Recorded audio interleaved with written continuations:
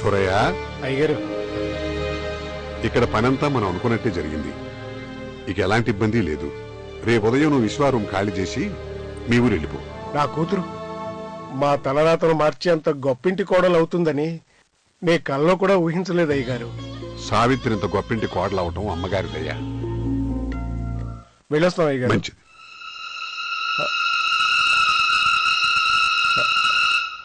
అయ్యగారు, మరి విశ్వాసం గతి? వాడి గురించి మీరేమీ ఆలోచించక్కర్లేదు. విశ్వా క్షేమంగా ఉన్నాడు.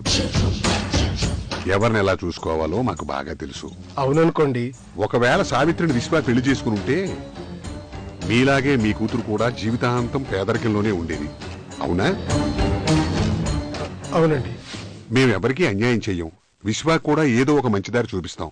ఈ రోజు నుంచి నీకు కొత్త జీవితం మొదలవుతుంది. రాజశేఖర్ భార్యగా, ఓ ఇల్లాలిగా, ఈ ఇంటి పెద్ద కోడలిగా అన్ని విధాలుగా మంచి పేరు తెచ్చుకోవాలని, అంతా మంచి జరగాలని.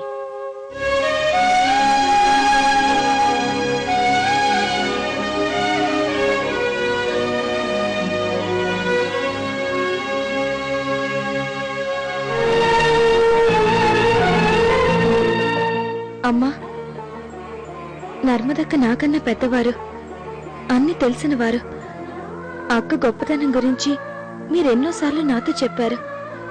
నర్మదక్కలాగా నేను నడుచుకోగలనా? నడుచుకోగల మంచి మనసు నీకుంది. నడుచుకుంటావనే నమ్మకం నాకుంది. బాధ్యతల్ని ప్రేమించగలిగే వాళ్ళెవరైనా అనుకున్నది సాధిస్తారు. మంచి పేరు సంపాదించుకోగలుగుతారు. మా నర్మదకు మంచి గుణం ఉండేది.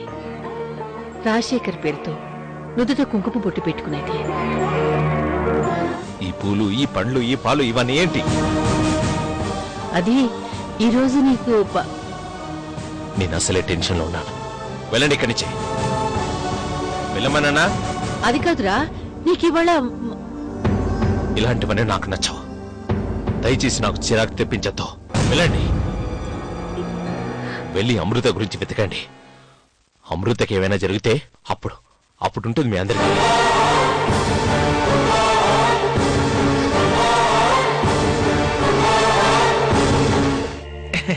ఈ రోజు అన్నయ్య పెళ్ళైంది కదా, ఆ సంతోషంలో తాగాను.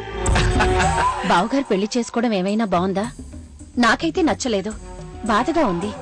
కారు రిపేర్ అయిందని కాలినడకన వెళ్తామో చెప్పు? ఆటోలోను, అద్దె కారులోను, బస్సులోనూ వెళ్తాం. అలాగే అన్నయ్య కూడా. నర్మదోదం లేదు కాబట్టి సావిత్రుదని చేసుకున్నాడు. బావగారి వయసేంటి, సావిత్రి వయసేంటి? మీ అన్నయ్య గారికి ఆ మాత్రం ఆలోచన ఉండక్కర్లేదు? రేపేదైనా ఎక్కువ తక్కువైతే సావిత్రి పరిస్థితి ఏంటి? ఎమ్మెల్యే రాజశేఖర్ గారికి పెళ్ళైన సందర్భంగా ఈ రోజు ఆనందంగా సెలబ్రేట్ చేసుకోవాలి. వెళ్ళి గ్లాస్ తీసుకురా. వెళ్ళు. నేను వెళ్ళను. వెళ్ళు సుమి. ఈ రోజు ఒక్కరోజరా. సావిత్రి ఇంకెప్పుడు ఇక్కడే ఉంటుంది. సావిత్రిదినే, నీకు అన్నయ్య మేనేజర్ అయితే మెయింటెనెన్స్ మాత్రం నాది. అన్నయ్య నీ ఓనరు, నేను నీ డ్రైవరు.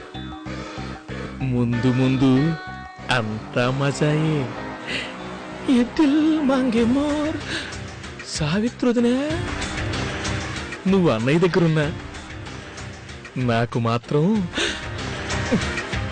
నువ్విక్కడే ఉన్నావు. అమృత గురించి ఏమైనా తెలిసిందా? లేదమ్మా, తెలుసుకునే ప్రయత్నాలు చేస్తున్నాం. కొంచెంసేపట్లో తెలిసే అవకాశం ఉంది. అమృత ఇంటికొచ్చాక అమృతని జాగ్రత్తగా చూసుకోవాల్సిన బాధ్యత నీదే. ఎందుకంటే